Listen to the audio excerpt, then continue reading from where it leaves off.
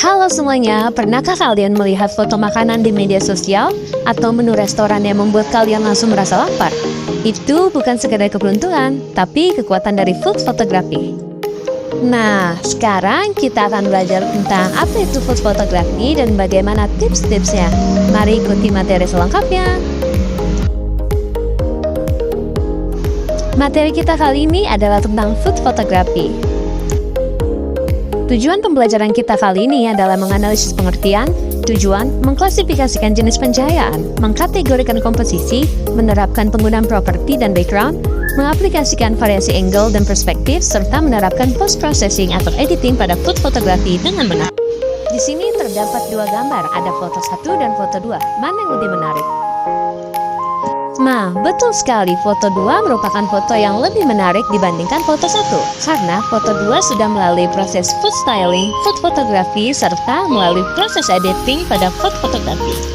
Pengertian food photography adalah genre fotografi yang berfokus pada pengambilan gambar makanan dan minuman yang menarik dan estetis, baik untuk buku resep, menu restoran, atau media sosial.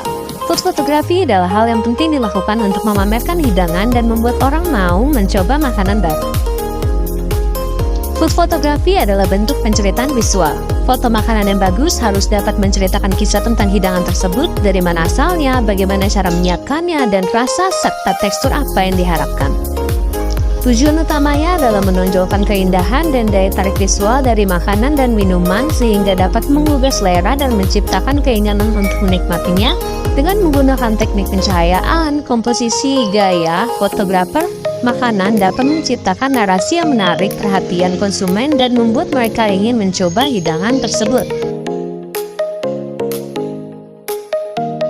Komponen food photography ada lighting, komposisi, properti dan background, kamera dan lensa, angle dan perspektif, post-processing atau editing, storytelling, dan food styling.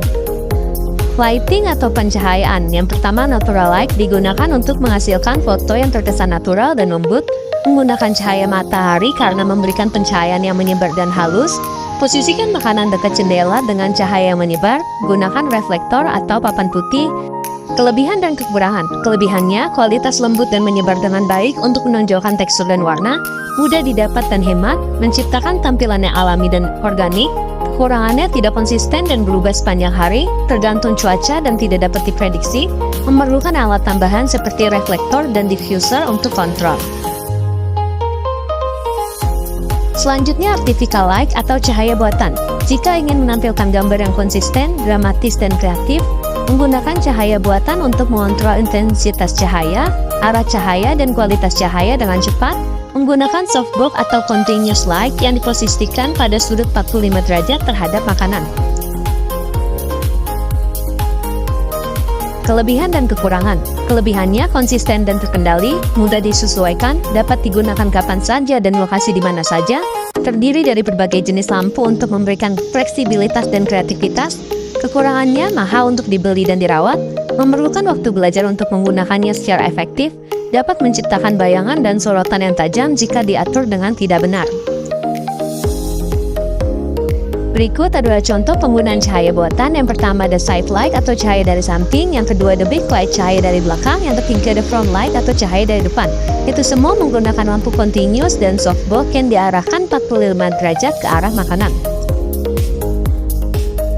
Selanjutnya kita akan membahas tentang komposisi dalam food photography. Rule of third. Membagi bingkai menjadi 3 bagian secara horizontal dan vertikal untuk menempatkan subjek di luar pusat agar gambar seimbang. Selanjutnya ada leading lines. Teknik ini menggunakan garis-garis nyata atau semu di dalam foto untuk menuntun mata penonton menuju subjek utama atau makanan. Selanjutnya ada negative space. Teknik ini menggunakan ruang kosong area di sekitar subjek utama yang sengaja dibiarkan polos atau tidak berisi objek yang mencolok. Selanjutnya framing. Teknik ini dilakukan untuk menggunakan elemen atau properti lain untuk membingkai subjek utama di dalam foto. Tips memilih properti dan background. Sesuaikan dengan makanan, pilih properti dan latar belakang yang melengkapi warna dan gaya makanan. Pertimbangkan tema, sesuaikan properti dengan tema pemotretan, misalnya modern, tradisional, atau festival. Buat tetap sederhana, hindari mengacaukan scene, pilih beberapa properti utama yang memperindah makanan. Koordinasi warna, gunakan properti yang selaras dengan warna makanan tanpa membuatnya berlebihan. Tekstur dan pola, gabungkan tekstur dan pola yang menambah daya tarik tetapi tidak mengalihkan perhatian dari makanan. Selanjutnya kita akan membahas tentang angle dan perspektif atau sudut pandang. Karena setiap hidangan memiliki sisi terbaik atau sisi good side. Yang pertama, overhead atau flat lay, memotret tepat dari atas makanan. Yang kedua, 45 derajat angle atau sudut pandang umum seperti saat orang duduk di meja makan.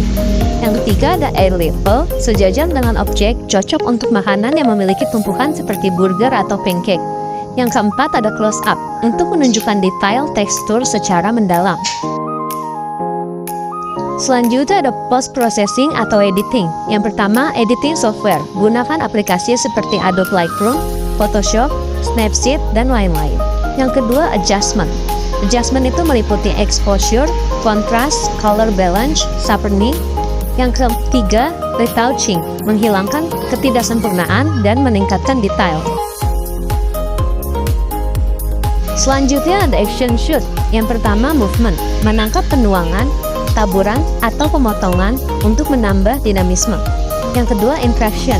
Menyertakan tangan atau peralatan makanan dalam bingkai untuk menunjukkan interaksi dengan makanan. Berikut adalah contoh dari pengaplikasian food photography. Ada buku menu, buku masakan, untuk media sosial, iklan produk, dan lainnya.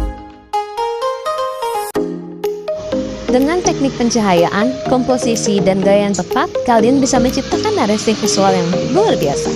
Jadi, siap untuk memotret hidangan kalian hari ini? Sekian materinya, sampai jumpa di materi selanjutnya. Bye-bye!